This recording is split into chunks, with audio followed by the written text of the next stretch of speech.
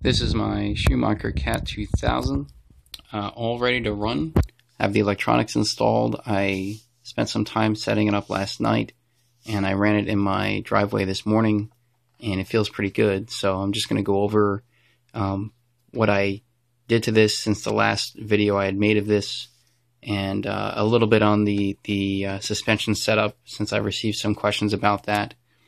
And that's pretty much it. So as a quick background here, I bought this car off of Team Blue Groove.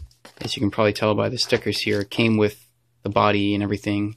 And if you go on eBay and you look for Team Blue Groove Schumacher Cat 2000 bodies, this is the exact body that's in those pictures. Okay. The only difference is I drilled a little hole here for the motor cooling, but otherwise I kept everything the same. When the chassis came, it had a Cat 98 lower deck and a carbon fiber 2000 EC upper deck. And I think that was done because on the 98 lower deck, the batteries were on one side, and the previous owner made a little arrangement there to put a stick pack on that side. But I wanted to go back to the original chassis, so luckily someone on RC10 Talk was nice enough to sell me their EC upper and lower decks. At the time, I wanted to convert this to an EC, which is like this one here, which has lay-down shocks front and rear, so that I'd have an EC shelfer and an EC runner. But I decided to turn this to back to a 2000, which has the stand-up shocks front and rear. Okay, so a little more on this. Take the body off here. The packaging is pretty tight. This is actually quite a bit tighter than in my YZ10, both the 870C and the 94 YZ10. So here are the EC upper and lower decks. Okay, saddle packs. The EC deck has some curvature here, which I think the original 2000 deck does not, but that's a minor detail. What is the main difference between the EC and the 2000 upper deck, maybe a little hard to see here. Basically, on the rear of the upper deck, there's a little bit of a lip that extends past the gearbox. And on the 2000, to mount stand-up rear shocks, you have a separate, basically it's a one-piece shock tower and rear camber link plate. Okay, on the EC, the rear camber link plate is a separate plate that mounts up here, and then the tower mounts in the back, I think, something like that. So because of that lip, the rear tower on the 2000 does not fit perfectly to an, it does not mate perfectly to an EC upper deck. There's a bit of a gap here, and if you try to tighten down the screws that would go into the rear wing mount, it will, okay, so how do I put this? The screws go through this brace here into the rear wing mount, and if you tighten them down all the way, it'll force this tower to bend. So you can even see this gap here. So what I had to do was just put some spacers in here, okay, to keep the rear shock tower from bending. I ran it a little bit. It seems okay. So I'm going to keep it like this for now, and it should be fine. For the lipo trays, what I did is I took a B44 lipo tray, and then I just cut it to put either side of the tray on either side of the chassis. It's not the 44.1, it's a 44.0 lipo tray, and the holes that the screws go through for those lipo trays fit perfectly on the 2000 EC chassis. Okay, I also did it on this guy, but that's not a runner, at least not yet. And then, you know, you just do the whole B44 setup with the aluminum posts and the thumb screws and everything, and it's fine. It is pretty tight getting the battery in. I can take off these two thumb screws and this one, but this one is very close to the speed control, so I just have to loosen it so that I can take this side of the strap off and just rotate it around and put the lipo in there. I am using the Turnigy Trackstar Turbo 120 amp speed control. I do like this a lot. I was running it in my YZ10 870 for a little while, although I eventually ran into some problems. I think the BEC might have gone bad or something. But I'm not really holding that against Turnigy. I mean, no matter what brand speed control you get, you'll run into problems sooner or later. So I do very much like this. It's about $50. It's really strong brakes, really nice throttle control. It has all kinds of adjustability. I like it. It's very good speed control. So I'm using this in here, and the Trackstar 10.5 turn motor. If you go on Hobby King, you'll find that the Trackstar motors, they are now making them with a red can here, but they also have the older silver cans. They're the same motor. I guess they just decided to start anodizing the outside in red rather than keeping them in the stock silver form. Let's see. Okay, so switch is on top here. I have an extra glitch buster capacitor here for the receiver.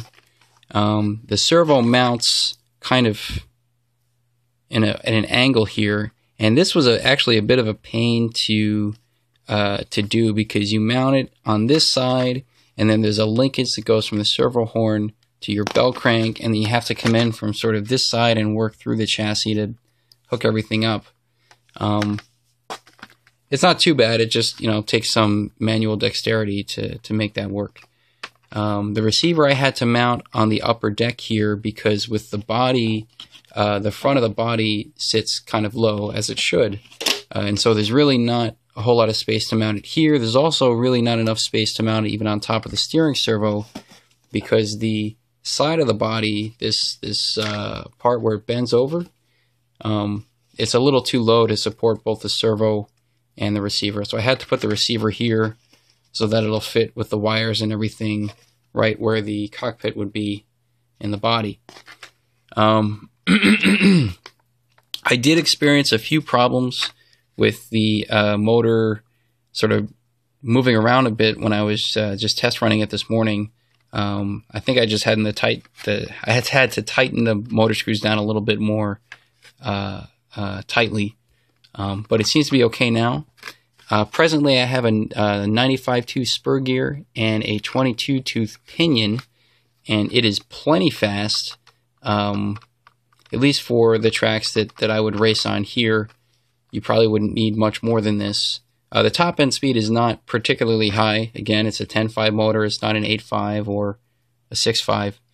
The reason I'm running 10.5 in a vintage chassis is because the Vonats rules that we use here restrict 4x4-wheel drive buggies to a 10.5 brushless. Okay, you can't go any lower than that. But this gearing here, 22.95, seems to be okay. We'll see how it pans out. There's going to be a vintage point series coming up soon, and I'd like to use this and my YZ10, and I'll sort of cycle back and forth between them. So we'll see how this performs. As for the shocks themselves, the chassis originally came with the Schumacher yellow springs, front and rear. I still have those, but they felt very soft, and in modern tracks where the jumps are bigger, I just think that this chassis would end up bottoming out too much. So I wanted to stiffen the suspension a bit. I happen to have some really old low-C green and silver springs, so I figured I'd try them out. And then I emptied out the shocks and put in new oil. So I have low-C 35 weight oil front and rear. These Schumacher shocks are pretty cool in that the pistons themselves inside the shock body are adjustable. And you can basically, it's a two-piece piston, and there are little holes that the pistons click into, and you can open up 1 hole, 2 holes, 3 holes, or 4 holes in the actual piston itself. So presently I have front and rear with 2 holes open with 35 weight oil, okay? Low-C green up front, low-C silver in the back, and it's not too bad. I mean, it feels, it's not stiff. The rear is certainly stiffer than the front because of the silver springs. When I ran it in the driveway earlier today, it felt okay, but asphalt is a very high traction surface. You can't really get a good feel for how the car's going to behave on dirt. It was just a first pass run, but it felt all right. The front is maybe going to dive down a bit too much under cornering, and the inside rear wheel will probably start to lift up or something, but we'll see how it goes on actual dirt. Let's see. The shocks themselves, the way that you put the oil in, it's not like a normal associated shock or maybe a low-C shock or something. You actually unscrew the bottom here, and the whole piston and seal assembly comes out, and then you put oil in from the top. You just flip the whole thing upside down, fill it with oil, and then put the whole assembly back in and screw it on.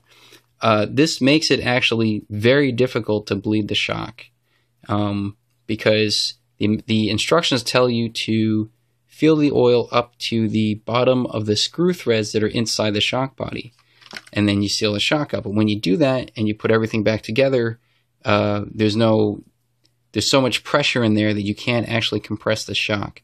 So what you have to do is bleed it out bit by bit until you have just the right amount of oil in there to allow the thing to compress and not rebound.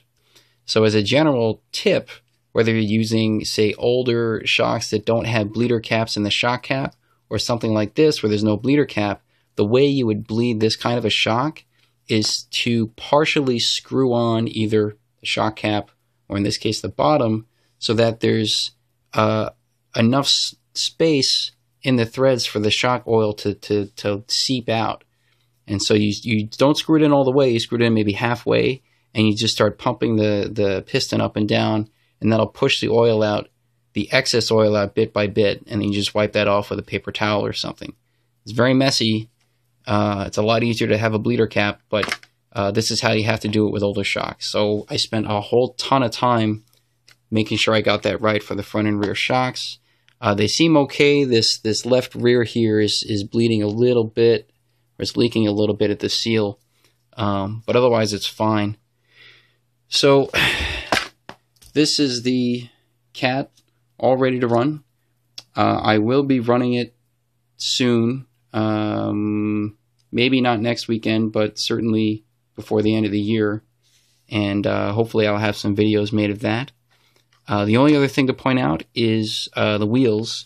I did get a Schumacher 12mm hex converter, so I can just put these HPI rims on here as a placeholder for this guy. When I'm going to take those 12mm hexes and move them to this, because I have plenty of other chassis like my Kyosho Laser ZX. I converted my YZ10 870 to run hexes, and some of my Tamiyas run hexes, all 12mm. So I'll be running 12mm hex rims on here. You can get those readily available, like the J Concepts mono wheels, 12mm hex for the rear and the front, and they should be just fine. The offsets are maybe not exact, but they're very close, so it should be good enough. And that's it for now. So thanks for watching.